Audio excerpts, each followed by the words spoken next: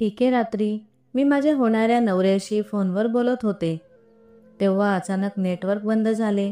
म्हणून मी मध्यरात्री टेरेसवर गेली. पण त्या रात्री टेरेसवर कोणीतरी होते. त्याने तोंडावर मास्क लावला होता.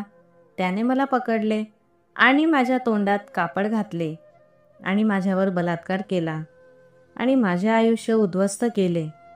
पण लग्नाच्या दिवशी मला कळाले की मी गर्भवती आहे. म्हणून मुलाच्या कुटुंबाने लग्न मोडले. माझी आई त्यांच्या पायात पडली. मग वराचे वडील म्हणाले, तिचे लग्न माझ्याशी लावून दे. माझ्या आईने होकार दिला आणि मी माझ्या सासऱ्यांशी लग्न केले. तो लग्नाच्या रात्री खोलीत आला. त्याने कपडे काढताच मी थक्क झाली. आज माझं लग्न झालं आणि मी माझ्या खोलीत बसले होते. पण माझ्या डोळ्यात अश्रू होते आणि माझी प्रकृती खूप वाईट होती. माझ्या डोळ्यांना लावलेलं काजळही पसरलं होतं. माझा नवरा अजून खोलीत आला नव्हता. मी खूप रडत होते. माझं लग्न खूप विचित्र परिस्थितीत झालं. तरीही मी स्वतःला सांत्वन देऊ लागली की आता माझं लग्न झालं आहे. मला माझं आयुष्य जगायचं आहे, मरायचं नाही. आयुष्य काहीही असो, माणसाला जगण्याचा छंद असतो. जरी तो या जगातील सर्वात दुर्दैवी व्यक्ती असला तरीही कोणी मरणार नाही. मलाही मरायचे नव्हते. थोड्या वेळाने माझा वर खोलीत आला. जेव्हा मी त्याला पाहिले तेव्हा माझ्या डोळ्यातून अश्रू वाहू लागले. कारण मला माहीत होते की माझे आयुष्य खूप वाईट होणार आहे. पण त्याने माझ्याकडे पाहिले आणि बाहीवर करताच माझ्या तोंडातून एक किंकाळी निघाली. कारण त्याच्या हातात मी स्वप्नांनी, विचारांनी आणि आकांक्षांनी भरलेली एक तरुणी होती. माझे नाव शुभांगी आहे. काही दिवसातच माझे लग्न होणार होते. माझ्या कुटुंबातील सर्व सदस्य मला राजकुमारीसारखे वागवत होते. मी खूप आनंदी होते. माझे लग्न माझ्या मनाप्रमाणे होत नव्हते, पण मला तो मुलगा आवडला. असं म्हणतात की जर लग्न तुमचे मनाप्रमाणे झालं नाही तर काय होतं, ते म्हणजे तुम्हाला त्या मुलाचा फोटो दाखवला जातो किंवा त्याची ओळख करून दिली जाते. जर तुम्हाला तो मुलगा आवडला तर तुम्ही त्याच्याशी लग्न करा. याला अरेंज मॅरेज म्हणतात. मी माझ्या कुटुंबाच्या मर्जीने लग्न करत होती. प्रेमविवाह नाही, पण माझ्या कुटुंबाच्या पसंतीच्या लग्नानेही मी आनंदित होती. कारण मला तो मुलगा आवडला होता. या दिवसात घरात खूप आनंद होता. माझे बाबा आता हयात नव्हते, पण माझे बरेच चुलत भाऊ होते. माझ्या आईने माझ्यासाठी सर्व काही केले होते. 1 महिन्यापासून माझ्या सर्व चुलत भावांनी ढोल गाणे वाजवायला सुरुवात केली होती आणि घरात दररोज काही ना काही गोंधळ व्हायचा. उत्सवाचे वातावरण होते. जेव्हा मुलीचे लग्न होते तेव्हा तिला नवीन कपडे मिळतील याचा आनंद असतो. माझे सर्व मित्र मला राजकुमारीसारखे प्रेम करत. पण पुढे काय होणार आहे हे माहीत नाही.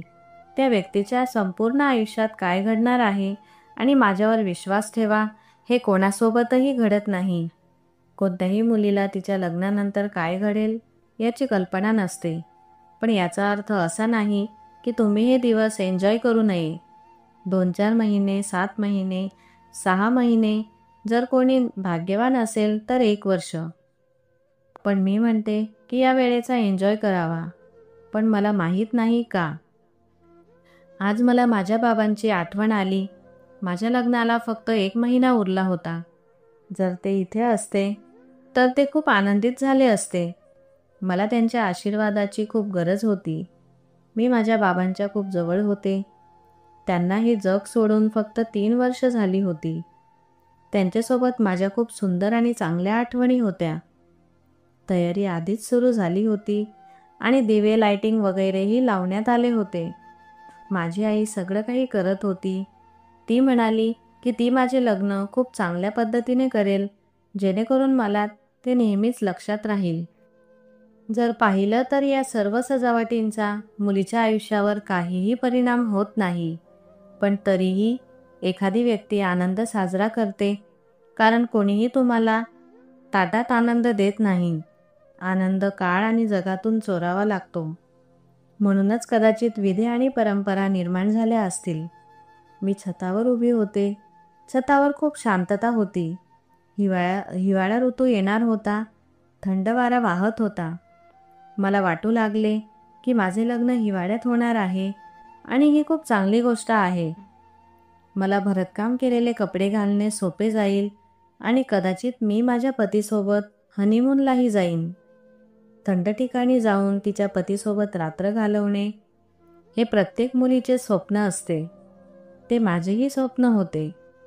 मी स्वतःला सावरलं आणि डोळे मिटले. तेवढ्यात अचानक कोणीतरी माझ्या तोंडावर हात ठेवला आणि मला ओढलं. त्याची पकड खूप मजबूत होती. त्याने माझ्यावर खूप अन्याय केला. त्याने मला वाईट वागणूक दिली. मला आठवतंय की मी एक पक्षी पाहिला होता, पण रात्री पक्षी कसे दिसू शकतात? माझ्या डोळ्यासमोर फक्त एक काळा पक्षी होता, किंवा कदाचित तो त्याच्या पक्ष्यांचा चिन्ह होता.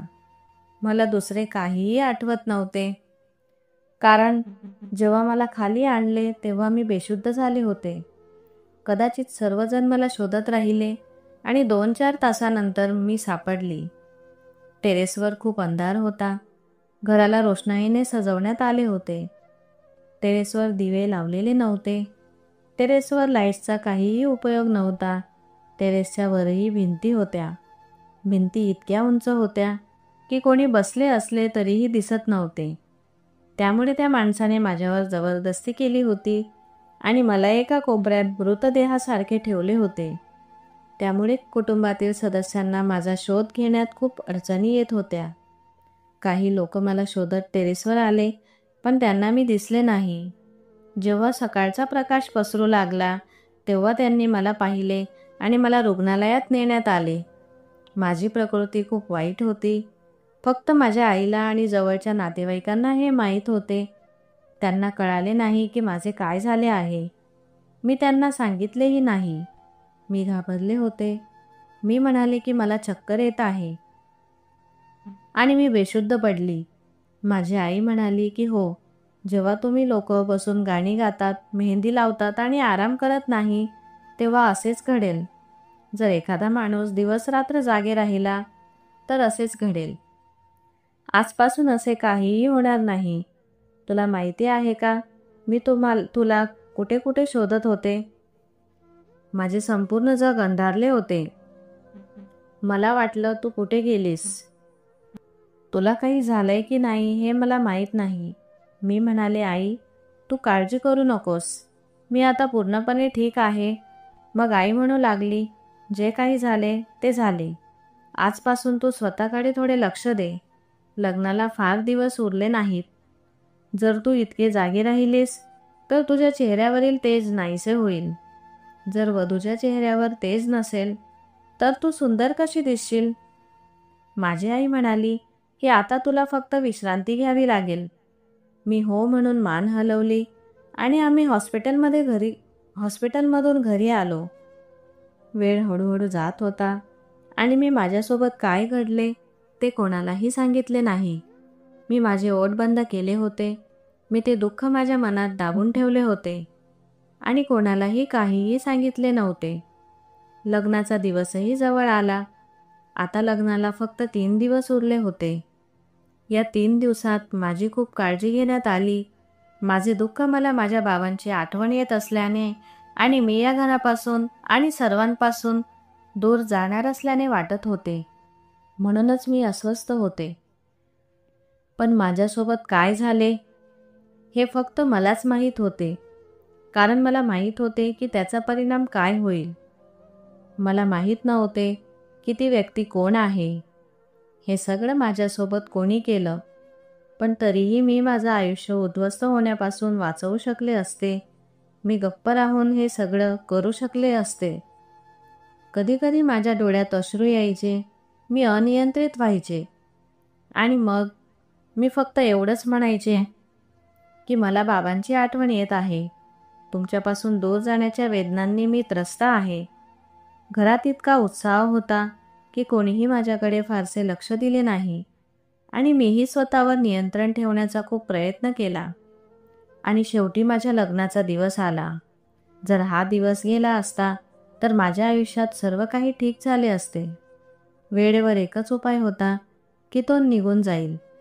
तुम्ही लोक असा विचार करत असाल की तुम्ही लग्नही करायला नको होते, दुसऱ्याचे आयुष्य उद्ध्वस्त करायला नको होते, पण हा निर्णय घेणे माझ्या हातात नव्हते. हे चित्रपटांमध्ये घडू शकते, पण प्रत्यक्ष जीवनात ते खूप कठीण आहे. मुलीचे लग्न मोडणे हे यापेक्षाही वाईट असते. आपल्या समाजात मुलीचे लग्न मोडल्यानंतर कोणीही तिच्याकडे आदराने पाहत नाही. मी स्वतःसाठी एवढी मोठी शिक्षा कशी निवडू शकते? मला आधीच मोठी शिक्षा मिळाली होती. माझी एक नणंद, सासरे सासू होती आणि माझा नवरा. एकुलता एक मुलगा होता.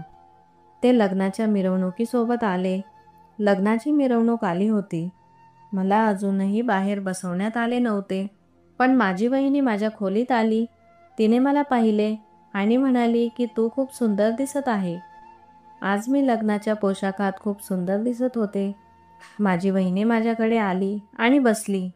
थोडा वेळ झालाच होता की अचानक मला उलट्या झाल्यासारखे वाटले. जर ती माझ्याजवळ असती तर मी तिच्यावरच उलट्या केल्या असत्या. मी माझा चेहरा दुसरीकडे वळवला. ती म्हणाली, तुला काय झालं? मी म्हणाले, खरं तर मी डाएट करत आहे. त्यामुळे माझ्या पोटाची अवस्था विचित्र झाली आहे आणि हे सर्व टेन्शनमुळे होत आहे. ती म्हणाली, काळजी करण्याची काय गरज आहे? आज तुझे लग्न आहे, तू आनंदित असायला हवे. मी स्वतःवर नियंत्रण ठेवले, पण थोड्या वेळाने मला पुन्हा उलट्या होऊ लागल्या. माझ्या वहिनीने माझ्याकडे विचित्र नजरेने पाहिले आणि म्हणाली की मी 1 मिनिटात येत. असं बोलून ती तेथून निघून गेली. माझ्या आईला कळाले की मला उलट्या होत आहे.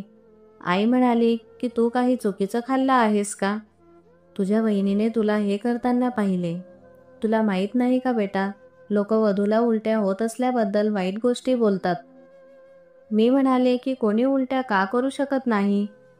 माझी आई म्हणाली, तरुण मुली लग्नाच्या दिवशी उलट्या करतात का?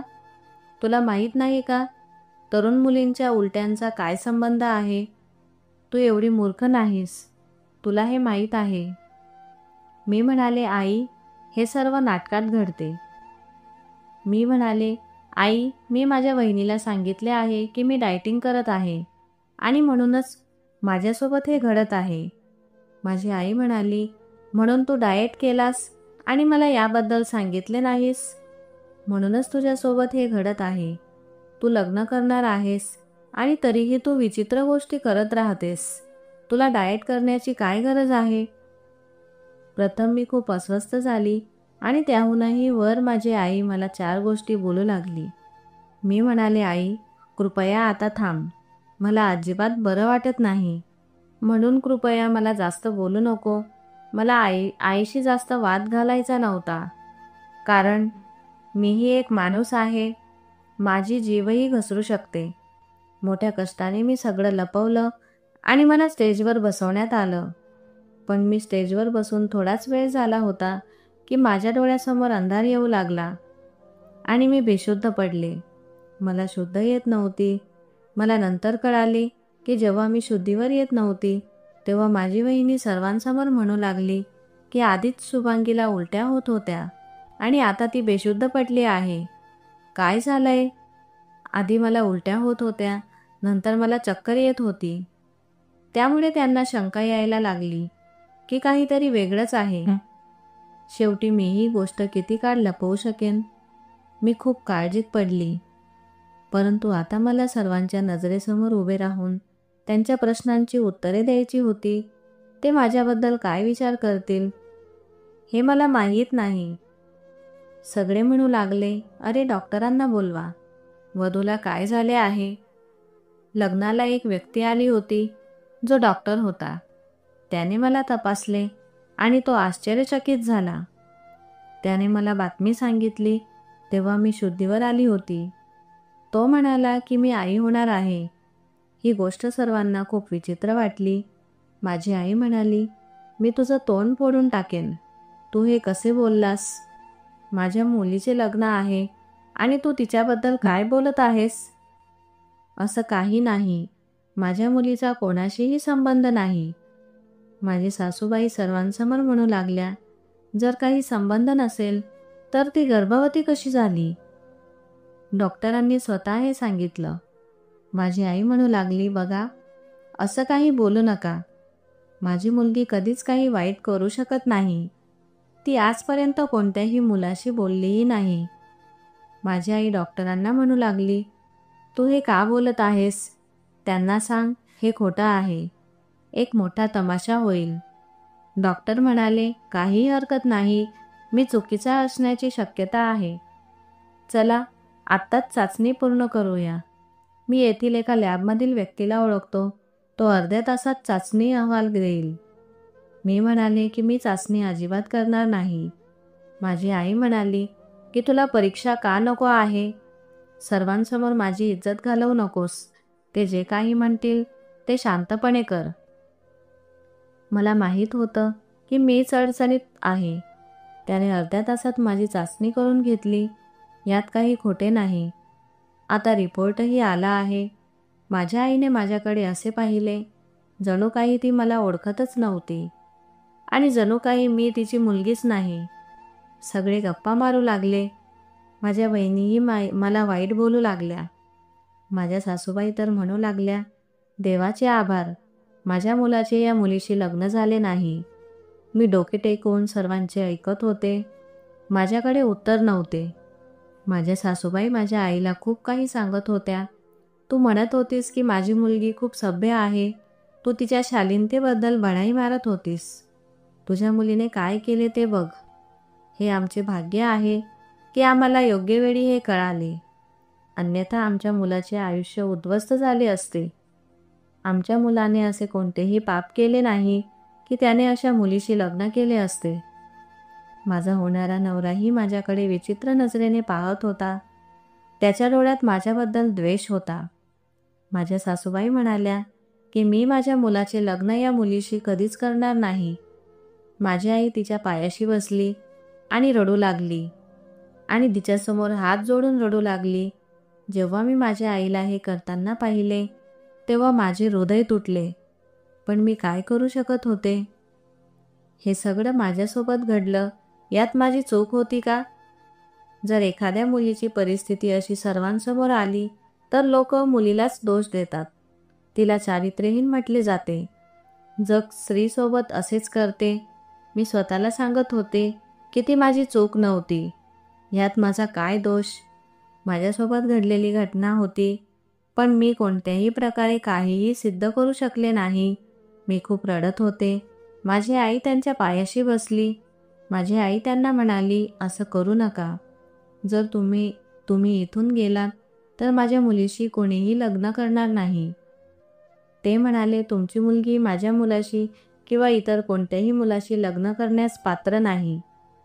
तुम्हाला वाटते की आम्ही ही बदनामीची टोपली आमच्याकडे सोबत घेऊन जावे, जेणेकरून आमचीही बदनामी होईल. आजकाल मुलींचे पाय खूप सहज घसरतात. पण आम्हाला माहीत नव्हते की तुमची मुलगीही अशीच असेल. आजकाल फार काही घडत नाही, पण याचा अर्थ असा नाही की डोळ्यात पाहून माशी गिळून टाकावी. जेव्हा ते लोक निघून जाऊ लागले तेव्हा माझ्या आईने त्यांचे पाय धरले. माझ्या सासूबाई म्हणू लागल्या की आपण इथे लग्न करणार नाही. बस, प्रकरण तिथेच संपले. पण माझ्या सासऱ्यांनी पुढे जे काही सांगितले ते ऐकून तिथे उपस्थित असलेले सर्व लोक आश्चर्यचकित झाले. माझ्या पायाखालची जमीनही सरकली. माझे सासरे म्हणाले की मी या मुलीशी लग्न करेन. मी तिच्याशी लग्न करण्यास तयार आहे. हे ऐकून माझ्या सासूबाईंनाही धक्का बसला. ती म्हणाली की तू काय म्हणत आहेस? तू तिच्याशी लग्न करशील? माझे सासरे म्हणाले की मी या मुलीशी तिचा जीव वाचवण्यासाठी लग्न करेन, नाहीतर तिचे आयुष्य उद्ध्वस्त होईल. माझ्या सासूबाई म्हणाल्या की मी असताना तू तिच्याशी लग्न कसे करशील?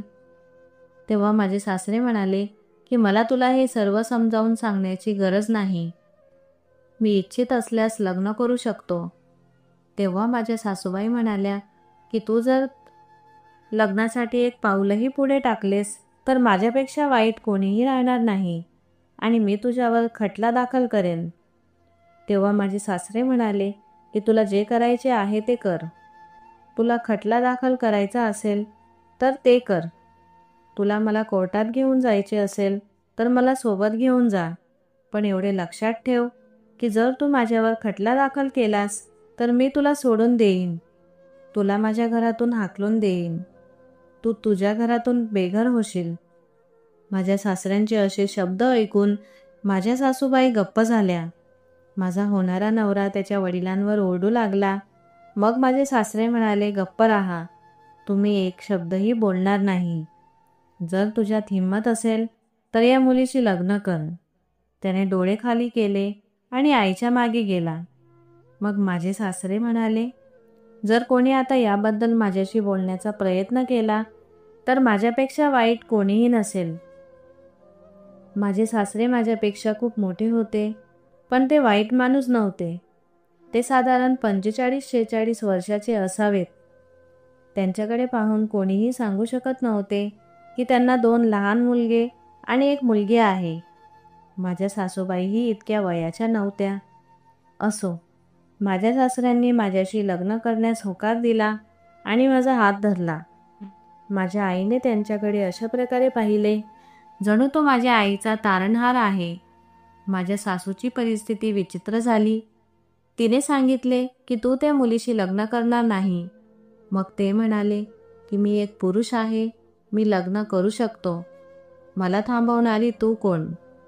मी या मुलीशी नक्कीच लग्न करेन, तिची इज्जत आणि जीव वाचवण्यासाठी. माझ्या आईने लगेच हो म्हटले. तिने सांगितले की लग्न आत्ताच होईल. माझी सासू, माझा होणारा नवरा आणि माझी नणंद तेथून परत गेली.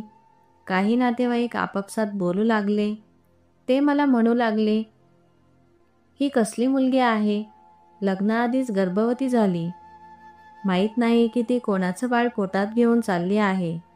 तिच्याकडे बघा, तिला थोडीही भीती वाटत नाही की लग्नानंतर ती दुसऱ्या घरी गेली तर ती तिथे कशी राहील.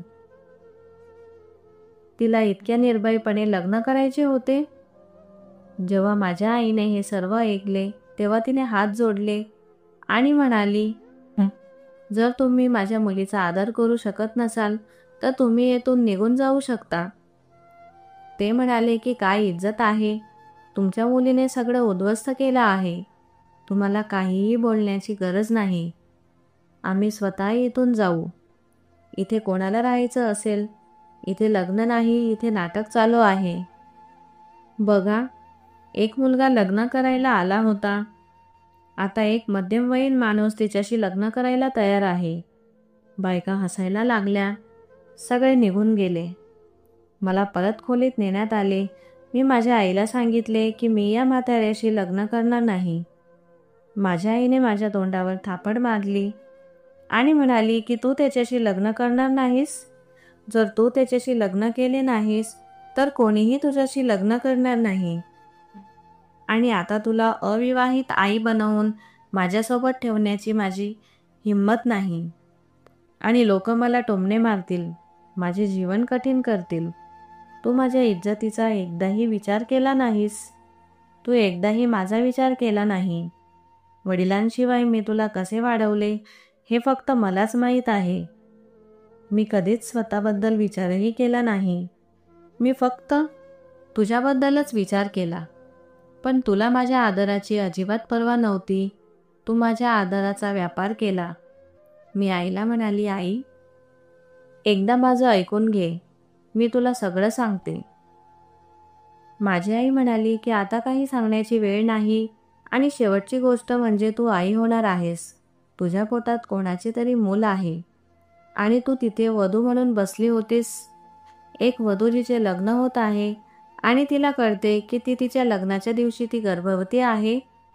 मग तुला माहीत आहे का की अशा मुलीचे हे समाज काय करेल? तुला आनंद झाला पाहिजे की एका थोर पुरुषाने तुझ्याशी लग्न करण्यास सहमती दर्शवली. आता तू त्यांच्याशी लग्न करशील आणि तुला त्याचे नाव मिळेल. तुमचे स्वतःचे घर आणि कुटुंब असेल. तुला आणखी काय हवे आहे? मी म्हणाले, तू त्याची बायको पाहिली नाहीस का? ती माझी काय करेल? ती मला कधीच शांततेने जगू देणार नाही. माझी आई म्हणाली, ही तुझी समस्या आहे, माझी नाही. तिथे गेल्यानंतर तुला हे सर्व हाताळावे लागेल. सध्या इथे जे घडत आहे ते माझी समस्या आहे आणि मला या समस्येतून बाहेर पडावे लागेल. मी या समस्येसह शांतपणे जगू शकणार नाही. मी म्हणाले, आई, मी तुझ्यासाठी एक समस्या बनले आहे. मी तुझी मुलगी आहे. माझी आई म्हणाली, फक्त मुलीच मोठ्या समस्या बनतात. म्हणूनच मुली जन्माला आल्यावर लोक काळजी करतात. आता मी गप्प बसले, कारण माझ्या आईने माझा निर्णय आधीच ठरवला होता. आता मला काहीही बोलायचे नव्हते. मी जिवंत मृतदेहासारखी बसलेली होते, ज्यामध्ये जीवनच नव्हते. माझे लग्न माझ्या सासऱ्यांशी झाले. त्यांचे नाव रविराज होते. आता तो माझा नवरा होता. अर्ध्याहून अधिक नातेवाईक निघून गेले. जे उभे होते ते फक्त तमाशा पाहण्यासाठी उभे होते. काही जण माझ्या आईला सांत्वन देत होते, पण त्याचवेळी ते असेही म्हणत होते की तू तुझ्या मुलीला चांगले वाढवले नाही. तुझा नवराही या जगात नव्हता आणि तू पैसे कमावण्यात मग्न झालीस. आज तुम्ही थोडी काळजी घेतली असती तर हे आपल्या सर्वांसाठी इतक्या मोठ्या अपमानाचे कारण बनले नसते. आई सर्वांचे संभाषण ऐकत होती. मला माहीत नाही की ती हे सर्व कसे सहन करत होती. ती सर्व काही कसे ऐकत होती आणि तिला इतके धाडस कुठून येत होते, फक्त तिलाच माहीत होते. असो, माझे लग्न झाले आहे. माझा नवरा म्हणाला की मी तुला आता माझ्या घरी घेऊन जाऊ शकत नाही, कारण यावेळी माझी पत्नी खूप रागवेल आणि नक्कीच काही ना काही बोलेल. पण माझा एक नातेवाईक आहे, आपण त्याच्या घरी जाऊ आणि तिथे एक आठवडा राहू आणि त्यानंतर जेव्हा प्रकरण थंड होईल तेव्हा मी तुला माझ्या घरी घेऊन जाईन. माझी आई माझ्या नवऱ्याला म्हणाली, तुम्ही आमच्यावर खूप उपकार केलेत. माझ्या मुलीने चूक केली आहे. ती लहान आहे. आजकाल तुम्हाला माहिती आहे की कोणत्याही मुलीला मूर्ख बनवणे कठीण काम नाही. आता माझी मुलगी शुभांगी तुमची बायको आहे. ती तुमच्या सोबत आहे. ते म्हणाले, हो, मी तिची काळजी का घेऊ नये? मी काळजीपूर्वक विचार करून लग्न केले आहे. मी तुमच्या मुलीची खूप काळजी घेईन. मला आश्चर्य वाटले की या माणसाने माझ्याशी लग्न कसे केले. त्याने हे सर्व कसे स्वीकारले. शेवटी मी एक मुलगी होती ज्याचे चारित्र्य त्याच्या नजरेत वाईट होते आणि मी माझ्या पोटात दुसऱ्याचे मुलंही घेऊन जात होते. मला माहीत नाही, कदाचित या माणसाचे हृदय खूप दयाळू होते. एक माणूस होता ज्याने माझ्यावर ही क्रूरता केली आणि हा माणूस होता जो मला मदत करत होता. त्याच्याबद्दल माझ्या मनात प्रेम जागृत झाले नव्हते, पण त्याच्याबद्दल आदर नक्कीच निर्माण झाला होता. माझी आई बरोबर होती, कारण काहीही असो मी आई होणार होते आणि माझ्या पोटात कोणाचे तरी मूल होते हे खरे. त्याने माझ्याशी लग्न केले. मी माझ्या आईच्या घरी 2-4 तास बसले. मी माझ्या आईला म्हणाले की जर तुम्हाला माझी काळजी नाही तर तू माझ्या पतीला काळजी घेण्यास का सांगत होती. माझी आई म्हणाली, काहीही झालं तरी तू माझी मुलगीच राहशील, पण तू जे केलंस त्यासाठी मी तुला कधीही माफ करणार नाही. तुझ्या घरी जा आणि माझ्या घरी पुन्हा येण्याची गरज नाही. मी म्हणाली, आई, मला तुला सगळं सांगायचं आहे. माझी आई म्हणाली की तू मला गोष्टी सांगून माझ्या भावना का दुखावू इच्छितेस. तू मला सांगशील का की तू त्या मुलाला कशी भेटली. तुम्ही दोघे एकमेकांना गुपचूप भेटत होते. जर तुला दुसरा मुलगा आवडला होता तर तू लग्नाला हो का म्हटले. तू मला आधी का सांगितले नाहीस की तुला दुसरा मुलगा आवडतो. मी आनंदाने तुझे त्याच्याशी लग्न केले असते. तुला असे नाटक रचण्याची काय गरज होती. तूच फक्त स्वतःचाच नाही तर माझ्या संस्कारांचा देखील एक तमाशा बनवलास. तू निदान मला तरी सांगायला हवं होतंस. मी म्हणाले, आई, तू माझं ऐकत नाहीस. तू माझं ऐकशील का. तुला वाटतं का मी हे करू शकते. मी तुझी मुलगी आहे. तू मला वाढवला आहेस. तुला तुझ्या संगोपनावर विश्वास नाही का. तुला माझ्यावर विश्वास नाही. मला विश्वास आहे की तू आहेस, पण किमान तू तुझ्या संगोपनावर विश्वास ठेवला पाहिजे. मग माझी आई म्हणू लागली की मी माझ्या संगोपनावर कसा विश्वास ठेवू. आजकाल मुले त्यांच्या पालकांच्या हातातून गेली आहेत. आणि हो, मला तुझ्याबद्दल खूप आदर होता, पण तू माझा विश्वासघात केला आहे. मला आता त्याबद्दल बोलायचे नाही. मी माझ्या आईच्या पायाशी बसले आणि तिला माझ्यासोबत काय घडले ते मला सांगायचे होते. मी माझ्या आईला स्वतःबद्दल सांगणारच होते की तेव्हा माझा नवरा मला घ्यायला आला आणि माझ्या आईने मला त्याच्यासोबत निरोप दिला. निरोप दिल्यानंतर आम्ही माझ्या नवऱ्याच्या मित्राच्या घरी आलो. मी एका जागी बसले. घरात कोणीच नव्हते. मी इकडे तिकडे पाहत होते. मग माझा नवरा एका खोलीत गेला. मी पाहिले की तो बेड बनवत होता, खोली सजवत होता. हे पाहून मी माझ्या जागेवर परत बसले. थोड्या वेळाने माझा नवरा माझ्याकडे आला. तो म्हणाला, खोलीत जा, मी थोड्या वेळाने येतो. मी जाऊन बेडवर बसले. सुमारे 10 मिनिटांनी माझा नवरा माझ्या खोलीत आला. त्याने माझा पदर काढला. त्याने माझ्या हातात 10,000 रुपये ठेवले. मी ते पैसे हातात ठेवले आणि शांत बसली. मला खूप वाईट वाटत होते. माझ्या चेहऱ्यावरील सगळा मेकअप खराब झाला होता. मी एका उद्ध्वस्त वधूसारखी दिसत होते. तो माणूस माझ्याजवळ आला आणि म्हणाला, माझ्या चेहऱ्याकडे पाहून पश्चाताप करू नकोस. चांगली पत्नी बनण्याचा प्रयत्न कर. जो कोणी तुला इजा करण्यासाठी हात पुढे करेल, मी तो हात तोडेन. पण त्या बदल्यात तूही मी जे काही सांगतो ते पाळले पाहिजे. मी विचारले की तुम्ही हा निर्णय का घेतला? तो म्हणाला की तुझं आयुष्य उद्ध्वस्त होताना मी पाहू शकलो नाही. मी म्हणालो, पण मी तुमच्या मुलाची होणारी बायको होते. मग तुम्ही मला तुमची बायको बनवायचा विचार कसा केला? तो म्हणाला, आता तू असे बोलू नको, विसरून जा. तू माझ्या मुलाची बायको झाली नाही हे चांगले झाले. तो खूप असभ्य माणूस आहे. त्याला त्याच्या आईने वाढवले आहे. तो माझा आदरही करत नाही. तो म्हणतो की बाबांनी कठीण काळात आम्हाला साथ दिली नाही, म्हणून माझ्यासमोर त्याच्याबद्दल बोलू नकोस. आणि मी तुला वेगळ्या घरात ठेवण्याचा प्रयत्न करेन, जेणेकरून असे नको व्हायला. तो येताना जाताना तुझ्यावर लक्ष ठेवेल. मी गप्प बसली. एवढं बोलून माझा नवरा बेडवरून उठला आणि त्याचा शर्ट काढू लागला. त्याने शर्ट काढताच माझ्या पायाखालची जमीन सरकली. कारण ज्या रात्री माझ्यावर बलात्कार झाला होता, त्या रात्री मी एक पक्षी पाहिला होता. माझ्या डोळ्यासमोर एक पक्षी आला होता.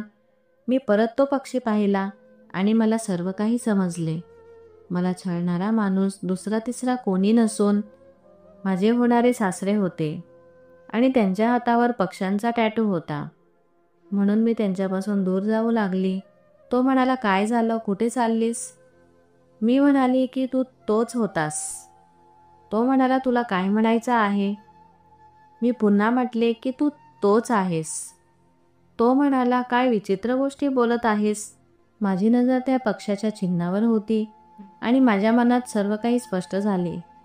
मी म्हणाले, त्या रात्री टेरेसवर माझ्यासोबत जे काही घडले ते तूच केलेस. मी तिथून निघायला सुरुवात केली आणि तेव्हा त्याने माझा हात धरला आणि म्हणाला, आता माझे मूल तुझ्या पोटात आहे आणि मी तुझा नवरा आहे. आता तुझ्या आईची आणि तुझ्या इज्जतीची काळजी घे आणि शांतपणे माझ्यासोबत तुझे आयुष्य घालव. आता मला काय करायचे आहे हे मला कळाले. मी एक फुलदाणी उचलली आणि त्या माणसाच्या डोक्यावर मारली आणि तिथून पळून गेली आणि थेट आईकडे आली. तिला सर्व काही सांगितले. माझ्या आईला धक्काच बसला. मी म्हणाली, आई, मी खोटे बोलत नाही, तुझी शपथ. तू मला बोलण्याची संधी दिली नाहीस. ज्याने माझ्याशी हे सर्व केले, पण मला माझा गुन्हेगार सापडला आहे. तो माणूस रविराज आहे. माझ्या आईने मला मिठी मारली आणि म्हणाली, माफ कर माझ्या बाळा, मी घाईघाईत तुझे काय केले आहे. मी तुझे आयुष्य उद्ध्वस्त केले आहे. आपण उद्या पोलीस स्टेशनमध्ये जाऊन या माणसाविरुद्ध गुन्हा दाखल करू. हे सर्व खूप कठीण होईल, पण मी तुला त्या माणसाच्या हाती पडू देणार नाही.